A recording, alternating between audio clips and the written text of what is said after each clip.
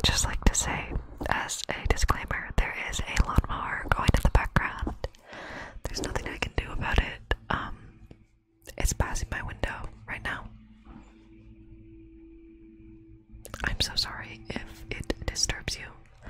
I'm gonna do my best to edit out any of the really aggressive loud noise, but hopefully it will just move away from my window soon, because it's making it really difficult to film this video.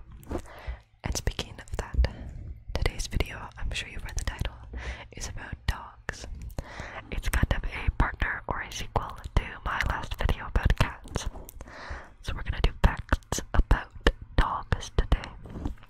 Because I have a cat and a dog, and I thought it would be unfair if I made a video about my cat, but not my dog.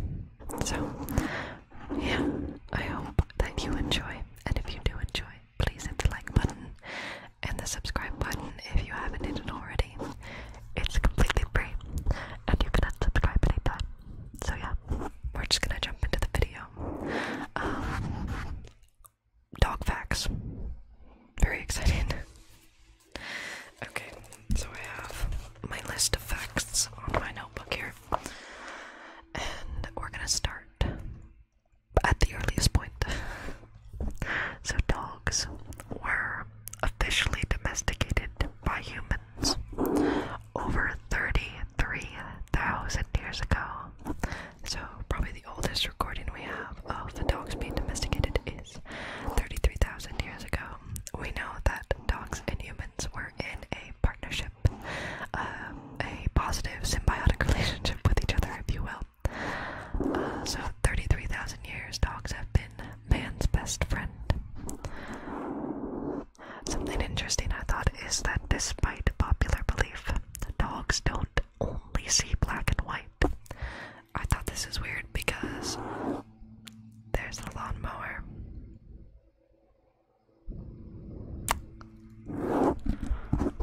Makes me really fucking mad.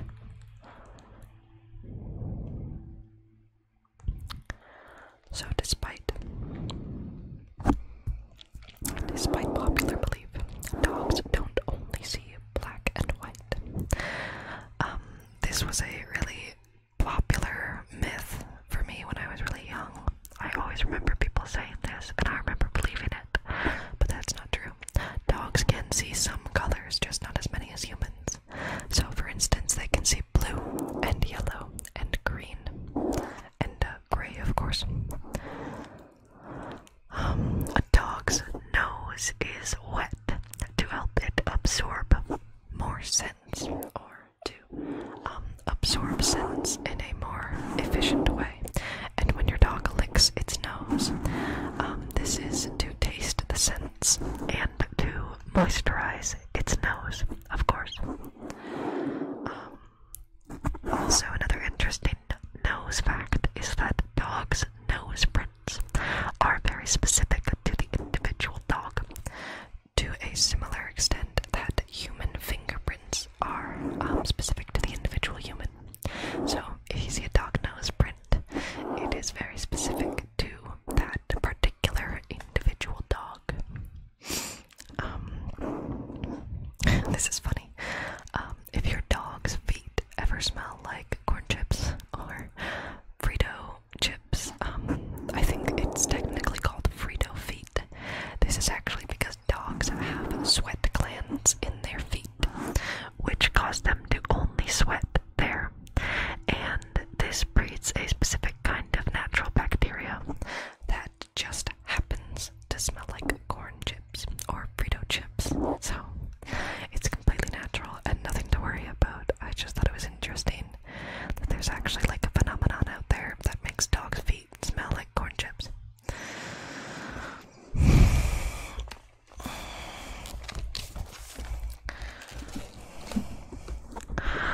The average dog can run up to 19 miles per hour. Now this is just the average dog, but something like the greyhound, which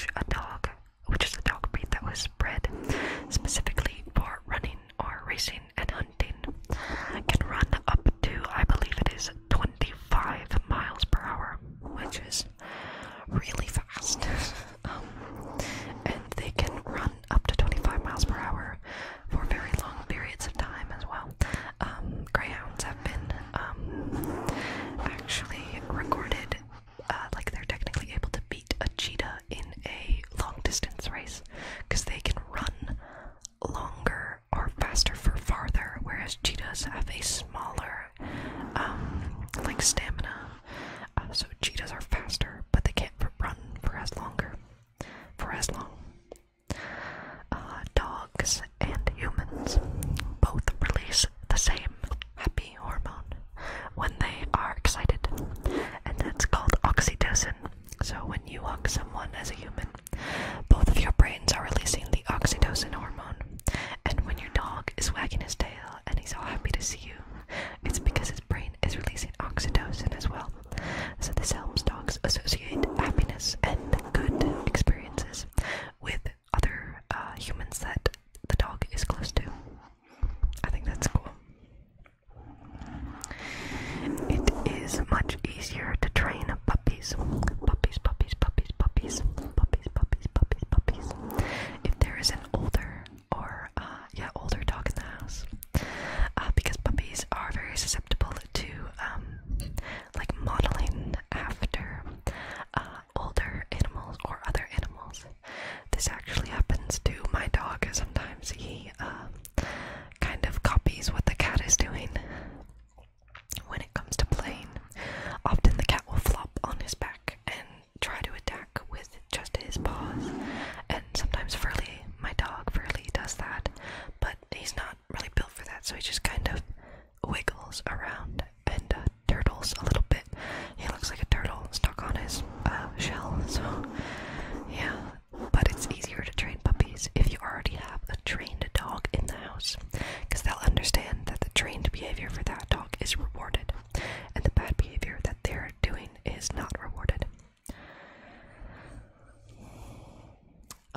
All dogs, like humans, or like most humans, dream. So all dogs dream, but particularly young dogs, puppies, and old dogs dream much more often than middle-aged or adult dogs. I don't know why, but I thought it was interesting. Dogs can have up to 300 million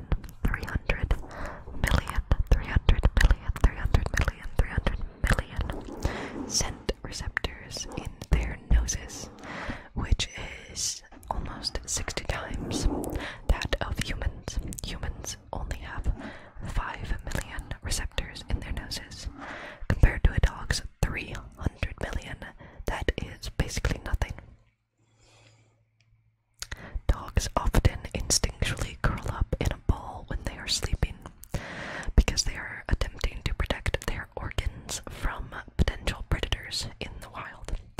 So if your dog does not curl up when it is sleeping or unfolds itself, this is because it is comfortable around you and trusts that you won't attack its internal organs while it sleeps.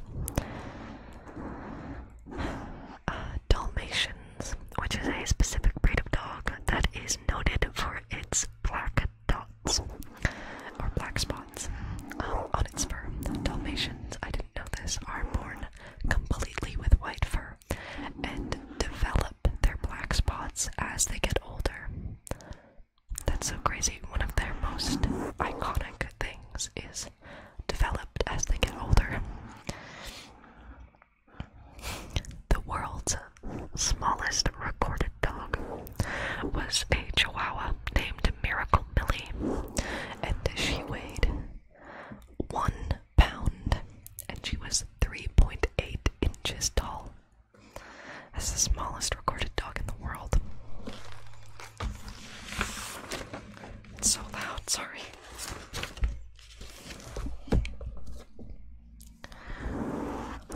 Dogs can have up to 1,700 taste buds.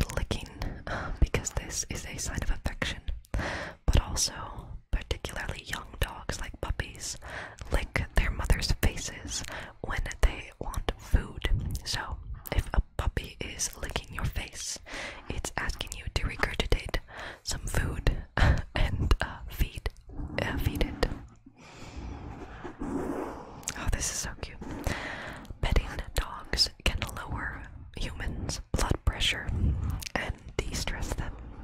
And when dogs are pet, it lowers their blood pressure and de-stresses them. So if you're petting a dog and it's having a positive reaction, it means that you are comforting one another. That's so cute. Dogs have a strong internal clock, similar to that of humans. So a human, if you have a strong routine, you usually will be aware of the time that you wake up and, you know, the time that you'll get hungry, the time that you'll have to go pee, blah blah blah, so on and so forth. Dogs also have a very strong internal clock. This was very obvious with my last dog, who unfortunately passed away last year. Rest in peace, Fiona.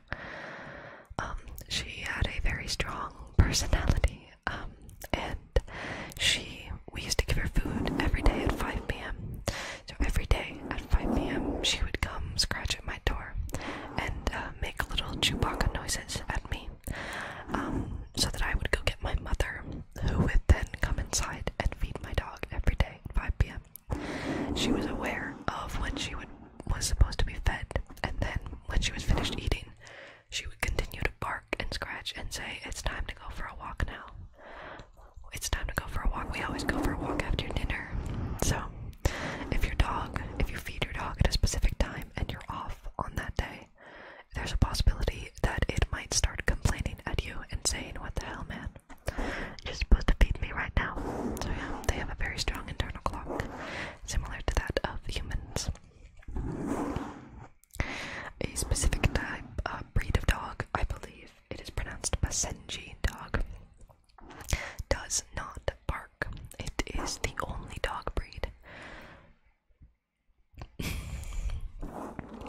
It is the only dog breed that does not bark.